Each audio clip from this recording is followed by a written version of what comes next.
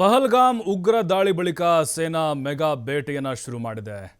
ಕಳೆದ 48 ಗಂಟೆ 11 ಉಗ್ರರ ಮನೆಗಳನ್ನು ಧ್ವಂಸ ಮಾಡಿದ್ದಾರೆ. ಅಂದರೆ 2 ದಿನಗಳಲ್ಲಿ ಐಡಿಯನ್ನು ಬಳಸಿ ಉಗ್ರರ ಮನೆಗಳನ್ನು ನಮ್ಮ ಭಾರತೀಯ ಸೇನೆ ಧ್ವಂಸ ಮಾಡಿದೆ. ಅಂದರೆ ಕ್ಲೀನ್ ಕಾಶ್ಮೀರ ಅಭಿಯಾನ ಇದು.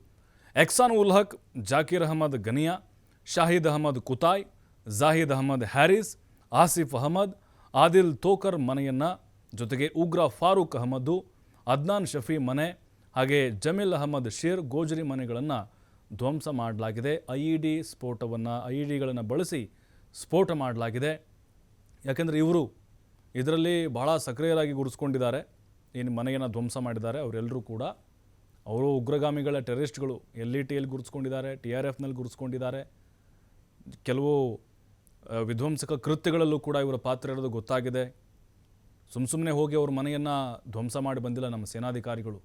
ಸ್ಥಳೀಯ ಪೊಲೀಸ್ ಅಧಿಕಾರಿಗಳ ಮಾಹಿತಿ ಮತ್ತು ಖಚಿತವಾದಂಥ ಕೆಲವೊಂದಿಷ್ಟು ಈ ಹಿಂದಿನ ಮಾಹಿತಿಗಳನ್ನು ಆಧಾರವಾಗಿಟ್ಟುಕೊಂಡು 11 ಉಗ್ರರ ಮನೆಗಳನ್ನು ಫಿನಿಶ್ ಮಾಡಲಾಗಿದೆ. ಇವರೆಲ್ಲರೂ ಜಮ್ಮು ಕಾಶ್ಮೀರದವರೇ, ಆಂತರಿಕ ಭಯೋತ್ಪಾದಕರು ಅಂತ ಹೇಳ್ತಾರಲ್ಲ ಅವರು. ಪಾಕಿಸ್ತಾನದ ಜೊತೆ ಕೈ ಜೋಡಿಸಿ ದೇಶ ವಿರೋಧಿ ಕೃತ್ಯಗಳನ್ನು ಮಾಡ್ತಾ ಬರ್ತಾಯಿದ್ರು. ಹಾಗಾಗಿಯೇ ತಕ್ಕ ಶಾಸ್ತಿಯನ್ನು ಭಾರತೀಯ ಸೇನೆ ಮಾಡ್ತಾ ಇದೆ.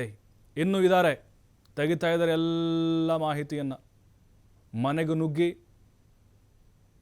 ಆ ಮನೆಗಳನ್ನು ಧ್ವಂಸ ಮಾಡುವಂತಹ ನಿರಂತರ ಕಾರ್ಯಾಚರಣೆ ಭಾರತೀಯ ಸೇನೆಯಿಂದ ಮುಂದುವರೆದಿದೆ. ನೋಡಿ, ಈ ರೀತಿ ಮಾಡಬೇಕು. ಯಾಕಂದರೆ ಅವರಂತರೂ ಸಿಗಲ್ಲ, ಈಗ ಓಡಿ ಹೋಗಿದ್ದಾರೆ, ಎಲ್ಲೋ ಕಾಡಲ್ಲಿ ಹೊತ್ಕೊಂಡು ಕೂತಿದ್ದಾರೆ. ಅವ್ರ ಮನೆಯನ್ನು ಧ್ವಂಸ ಮಾಡೋದು, ಕುಟುಂಬಸ್ಥರು ಕಣ್ಣೀರು ಹಾಕಬೇಕು. ಯಾಕೆ ಅಮಾಯಕರು ಸತ್ತಿಲ್ವಾ 26 ಜನ? ಅವ್ರ ಕುಟುಂಬಸ್ಥರು, ಅವ್ರ ರಕ್ತಕ್ಕೆ ಬೆಲೆ ಇಲ್ವಾ? ಗೊತ್ತಾಗಲಿ, ನನ್ನ ಮಗ ಏನು ಎಂಥ ಗನಂದಾರಿ ಕೆಲಸ ಮಾಡಿದ್ದಾನೆ, ಕುಟುಂಬಸ್ಥರು ಕಣ್ಣೀರು ಹಾಕಬೇಕ್ರಿ. ಅವಾಗ ಪ್ರತಿಕಾರ ತೀರೋದು. ಅವನು ಹೊಡೆದು ಸಾಯಿಸಿದರೆ ಅವನು ಒಬ್ಬ ಟೆರರಿಸ್ಟ್ ಏನಿದ್ದಾನೆ 100 ಜನ ಸಾಯಿಸ್ತಾನೆ ಅವನು.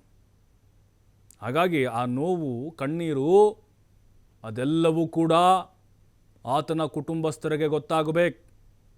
ಆವಾಗಲೇ ಸತ್ತವರ ಆತ್ಮಕ್ಕೆ ಶಾಂತಿ ಸಿಗುತ್ತೆ.